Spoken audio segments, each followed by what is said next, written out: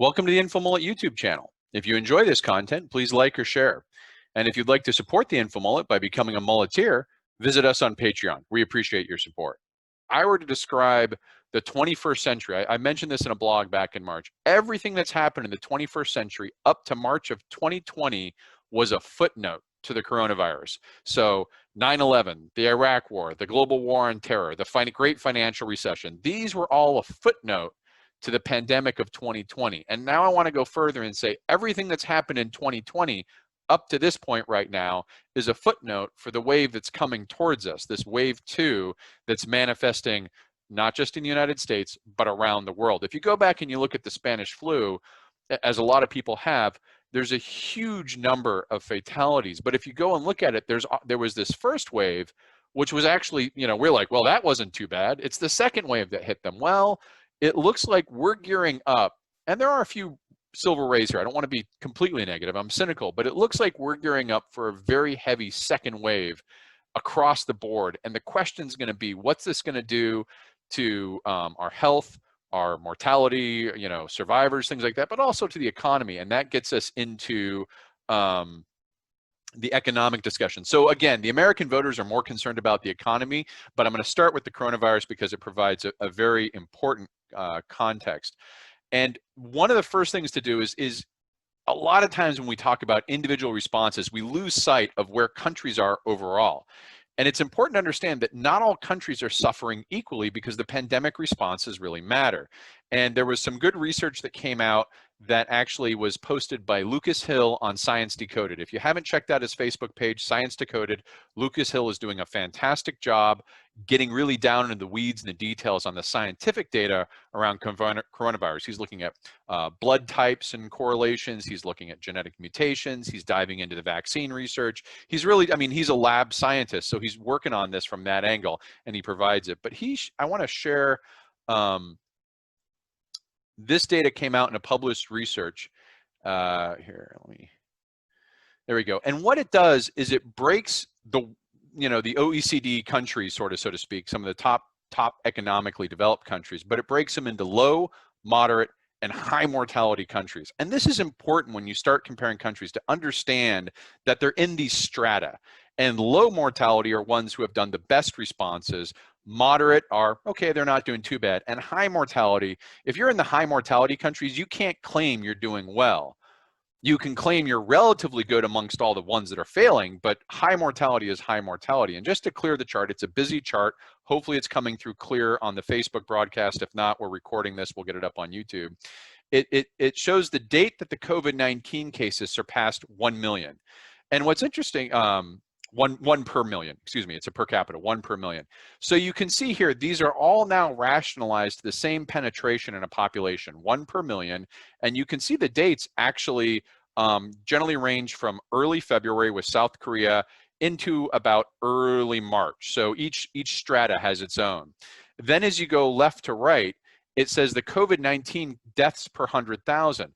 And this is important. What they do is they segment it in 3 sections. They say since the start of the pandemic, that's all deaths since its very beginning. But that includes a lot of what we didn't know about the novel parts of the coronavirus. And then it does the deaths since May 10th, which was after that first big wave. Wave 1, pretty much, except in the US, pretty much ended, and a few other countries. The wave 1 hit Europe, mainland Europe, and had peaked and crested and fallen by May 10th. Then since June 7th. So you've got 3 segments, and generally the story here is that mortality is shifting down as we learn more about how to treat it, how to identify it, how to keep people alive who do have it. I was on the very early end of this. I was in April when we didn't know a whole lot. I was in isolation. The methods we have are much better. I want to be clear, though, that these are mitigation methods. These aren't cures. These aren't remedies. There's no magical pill yet that says, you got this, you're safe. But you can see these deaths per capita, and as you go down, and then over here on the right is the excess of US COVID deaths since the start. I'm not going to get into that too much. I want to focus in this middle part here, these 3 columns. You can go to the link for the article if you want to read the rest of it. But you can really see how these 3 strata of country-style responses, and you can kind of get a feeling, this low mortality, South Korea and Japan used a pandemic panopticon response. Australia was hammer and dance. The moderate mortality generally use the hammer and dance for the most part. And then the high mortality, a lot of these ones began with induced herd immunity and then switched to hammer and the dance. Or in the case of the US, we began with a voluntary fire break and then switched to thoughts and prayers. And you've also got Sweden in there, which started with induced herd immunity, stayed with induced herd immunity, and is now switching to voluntary fire break. We're going to get into that in a second. But you can see the very big difference here in every segment. And this is why it's important. You know, countries, the overall rate of fatality across is very telling. But if you look at since May 10th, you say, okay, no one knew what was going on. It was all new. It was novel. It still breaks out very tellingly that the high mortality countries are still struggling. And a lot of it is this lingering inability to come to grips with what's necessary to stem the pandemic. So you see here in the moderate countries, they dropped mortality very significantly down, often from single digits down to low digits. Israel is a little bit different in that it's one of the outliers that it hasn't really been able to drop it that much. They've got an active outbreak there right now. Best wishes to the volunteers who are dealing with that. But in the high mortality, even though in many cases they dropped it down, where it dropped down the most significantly is where countries adopted the hammer and the dance. Where they didn't, it stayed high. And you can see here, for example, Netherlands, I've used the Netherlands, they started out with induced herd immunity, very similar to Sweden, got punished for it. They adopted a hammer and a dance. And you can see in these second and later segments, their mortality per capita has dropped off. Sweden, to its credit, has dropped off, but its mortality since June 7th is still higher than the mortality of anyone in the low mortality bracket at any point, or, you know, than most of the ones at the intermediate point. So this really shows that when you're comparing countries, if you want to compare best in breed pandemic responses, look at the low mortality countries or the moderate ones at the second or third segment. Don't go comparing Sweden to, you know, United Kingdom or things like that, because it's really not a good comparison. The United Kingdom has botched its response over and over again.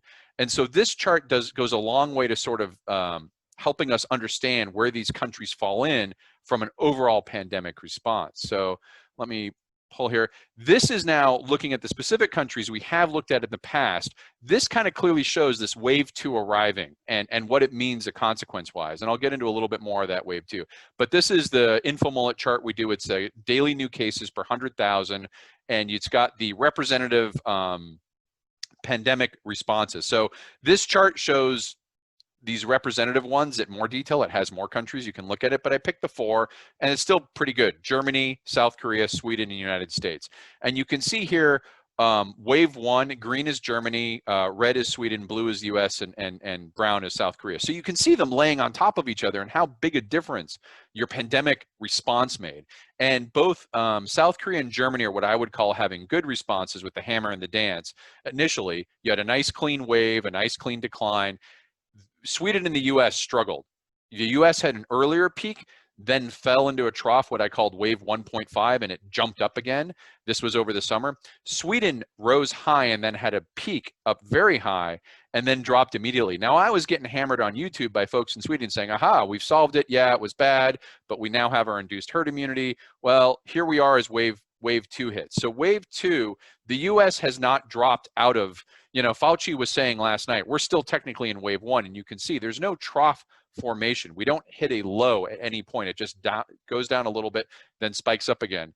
And I'm telling you, as a system scientist looking at this behavior pattern, this is very concerning because it's what we call an exploding oscillation.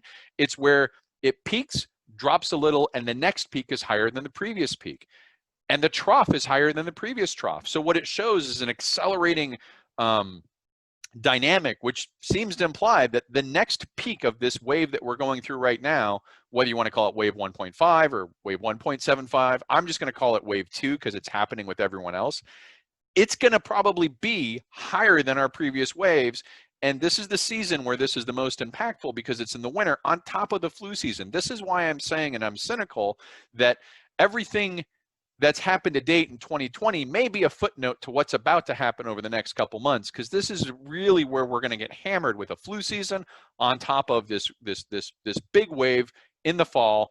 and we don't have any sort of control. But we're not alone. Germany's gotten hit by it. Sweden's gotten hit by it. Clearly, Sweden is not immune to this, as they claim, as they've shot up. But Germany has also had a rise in per capita. And you can see that rise here. Now, they do the hammer and the dance, so they're going back into lockdown. But when you look at the cumulative death rates, this shows the real difference between Sweden and Germany, right, in the approaches. First of all, Sweden, with its induced herd immunity, spiked up to a very high per capita mortality, but then has able to kept it fairly flat. It's still going up. This is not a flat line. It's still going up.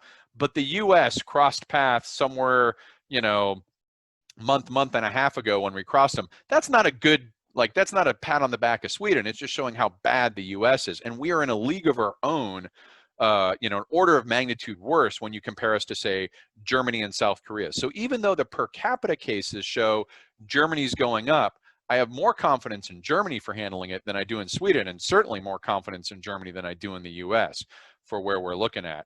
And this is the other part. So that was all mortality. Hospitalization remains a very real threat. And this is where there's a little bit of a silver ray of light. You know, we saw that the deaths per capita were declining in each wave. It got a little bit less, not nothing, but a little bit less as we got better.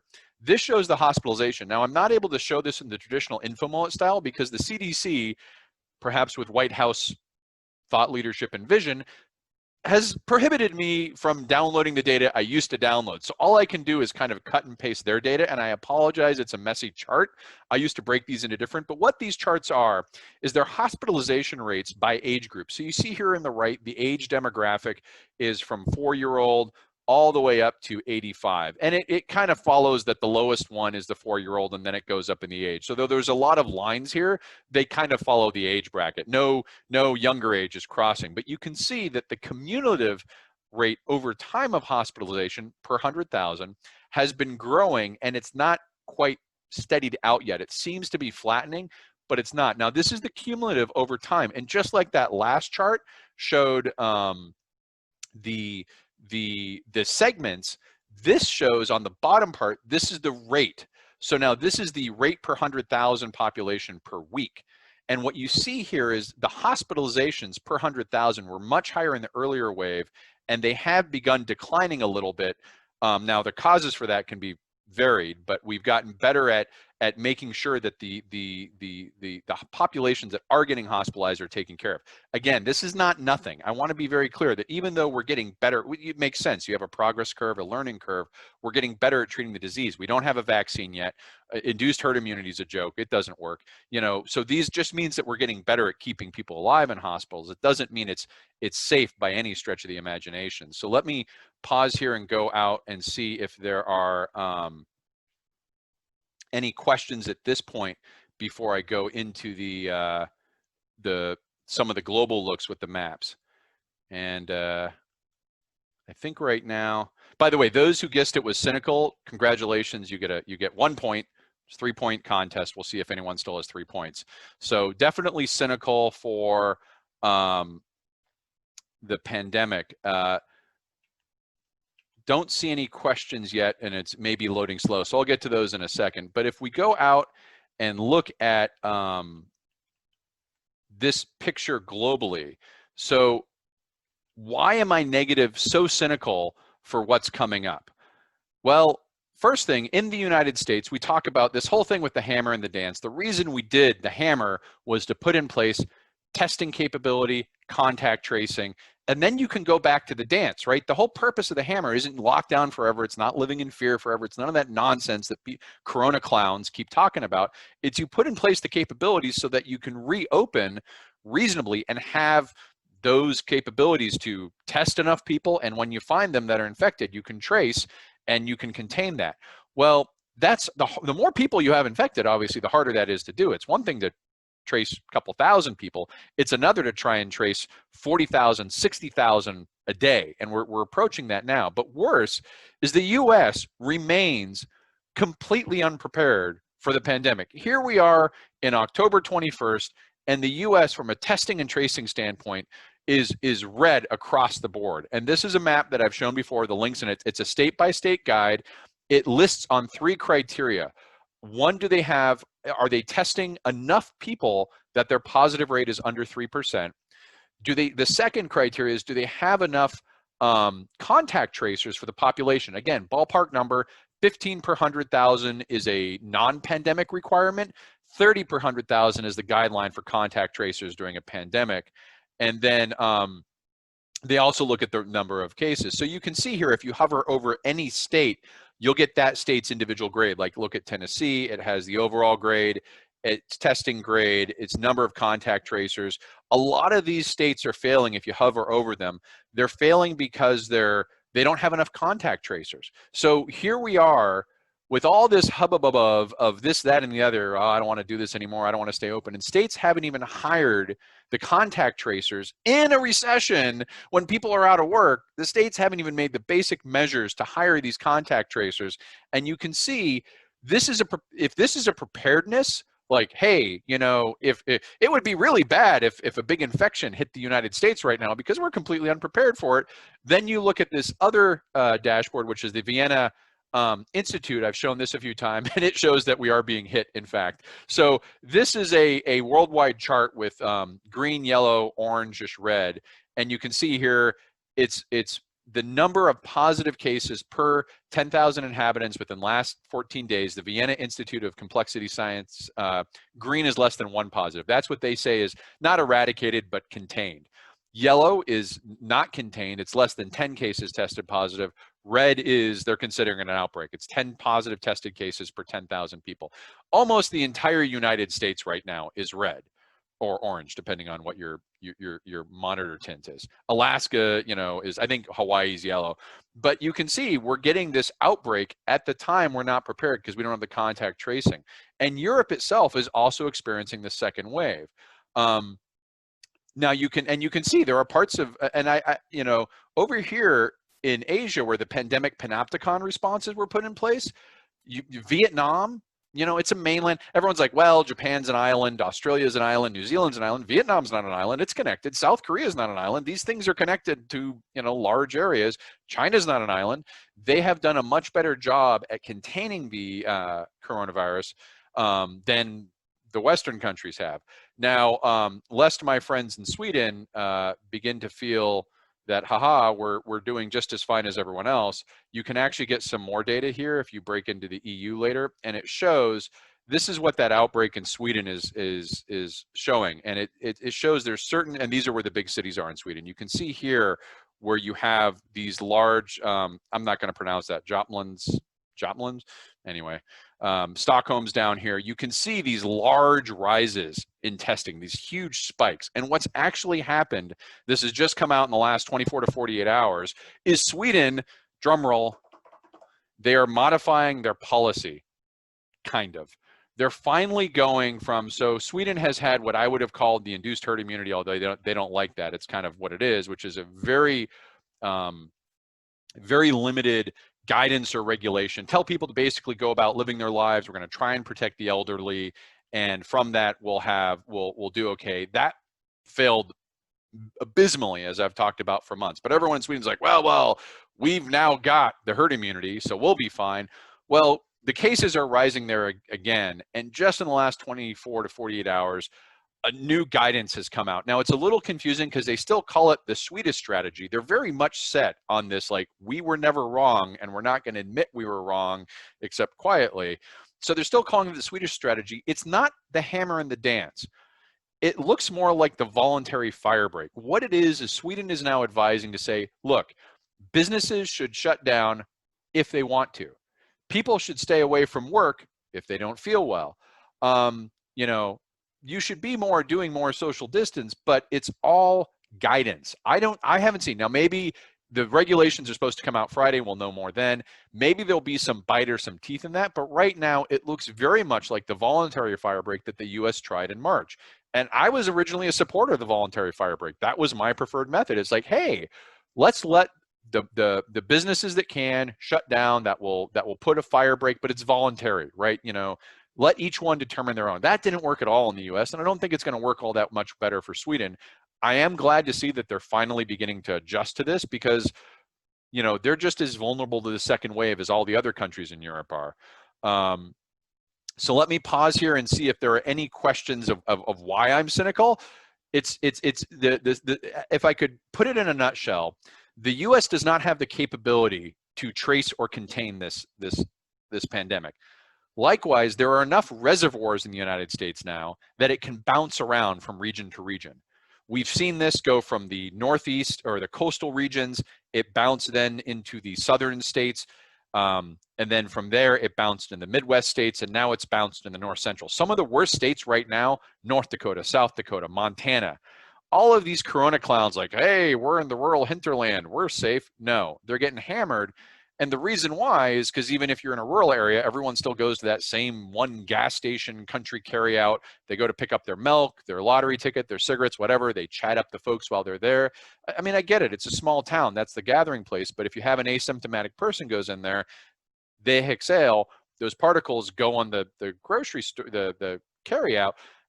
These places are not going to be cleaned every single time a customer comes in and out. And my guess is something like that. Not necessarily, you know, people standing in the middle of their cow fields or their ranches or something, they're not in much danger, but it's where they come together and interact. That's where the transmission. And so you have, and that's a reservoir now. So you see this ping-ponging around of reservoirs means that the US cannot catch a break just by getting lax. So just as the coastal states are now getting tired with lockdowns and social distancing and masks, and after them, the South got its hammer over the summer, but now they're getting tired of it. Well, too bad. We didn't do what was necessary. We haven't put in the investment of contact tracing. The pandemic's not going to care how tired we are, and it's going to continue. It's got enough places now to bounce around to keep going unless we put in place very serious measures. I think we're going to continue to suffer from this. I think we're close to 220,000 dead at this point. And as to the US, so is as well, at least Europe. Europe has this mixed response between hammer and dance, which seems to be working pretty well, and this kind of, you know, the United Kingdom mixing around and sort of debating. And so it's got places it can bounce around in there as well. And so that's one reason I'm cynical about wave 2 and what's coming up. So let's do some comments here. I'm seeing some now. Yeah, Ed's mentioning lower death rate. I am concerned that that's going to give us a false sense of security. The lower death rate, because what we've got coming up is the absolute worst conditions. So we're used to dealing with the coronavirus as a somewhat isolated. As it was peaking in the United States in March, April, the flu was declining. My concern now is what happens if the flu spikes at the same time we have one of these large coronavirus spikes. We may know technically what to do, but we're back to that flatten the curve in the hospital bed capacity, the ICU bed capacity. The flu always sends droves of people into the hospital. And it's not so much the mortality rate in a perfect world then, it's what's the mortality rate when you start running out of hospital beds. Ed's pointing out that masking also helps stop the flu spread. That's one thing I don't know. It's going to be interesting is how much of the social distancing and the masking and all that mitigates the impact of flu. It's a good question. I don't know. I'm not positive overall of the country's ability to maintain that just because we're not able to do it for the thing that's killing us. But hopefully it'll have some impact on the flu. Jerry's pointing out rent in Maine is way up. And someone else here, landlords in college towns absolutely getting crushed. I debated going into schools and colleges. I made that forecast that any college or university that opened and school would probably regret it and would probably have to go into a partial lockdown before the first semester for which the open is. It looks like a lot of them have had to do that. There's databases out there. I may do that after the election, but I wanted to focus here on what was, you know, really important for the election. I think what Jerry's talking about is in Maine, you know, a lot of places you're seeing a flight from the city with people who can. Obviously, this is a matter of means, but they're leaving the city because they're realizing I'm working from home. I don't need to be in a really expensive rent district to do that. I can work from home in a rural area or a far exurb that's outside the main area at a much cheaper cost of living. Now, sometimes they're double dipping. Like I said, this is often a case of means. They still have the place in the city, but they're renting a place out in the countryside, which is not at all dissimilar from the behavior of the Black Death when nobles who could got out of town and got distant. I think we're seeing some of that, but some of it I think is legitimately some companies, when we talk about the economy and the coronavirus, some companies have given guidance to their workers that said, we're not coming back in person until 2022, 2023. And I think this gives some stability within those companies for managers to take this seriously. I still hear of companies struggling with how to manage workers in the building and working remotely. And here we are, it's October. And I think those companies that are still struggling are, the management really has no excuse now. They've had plenty of time. It's different for colleges and universities, different circumstances, but for a for-profit company, get your act together, make it happen. And a lot of these companies have gotten ahead of the curve and just said, look, by saying that we're going to work remotely for 2022, 2023, they're telling their leadership and management, make right with this new normal. Stop pretending this is something we're going to be able to time or get around, and just plan for it being that way. And I think that will help those companies do that. I know working with the DoD, they still do a lot of stuff remotely, and there's guidance going around, as much as possible, embrace remote. Now, this is the DoD, which is like hostile to doing things online. They have security reasons. It's a military culture. Even they're pushing, get used to working remotely, get used to working online. Question from Ed is, do I plan to drill down on the COVID economy crash has hurt people by race, gender, locality? Yeah, I may do that after the election. That takes a lot more work to get the data, but it's certainly, as a general rule of thumb, things are unequal in the US of how they impact, and they generally follow the same inequalities, at least in terms of like ethnographic groups and races. A vulnerable population tends to suffer more under every circumstance. There's very few times that a vulnerable population will end up doing better than a privileged population. So you can kind of broadly say, look, Black, Hispanic, Latino, Native American, these populations that are traditionally have disparate outcomes are also going to have more disparate outcomes because of this. They tend to be in economic areas where there's less ability to work remotely. They tend to suffer more from those immediate, their work cycles are being more impacted directly as people shelter in place and do that. So it's definitely an unequal hit. Getting that by locality, you get into a fractal segmentation where you start doing race, gender, and locality, and that can take a lot of time to put together. So Ed, I'll take it as a request, but it may be, with the election coming up, it may be late November or December. Thanks for watching the video. Hope you enjoyed it. If you'd like to follow the InfoMullet, visit us on Facebook or Twitter. And if you'd like notifications when we post new video content, click on the red subscribe button below the video.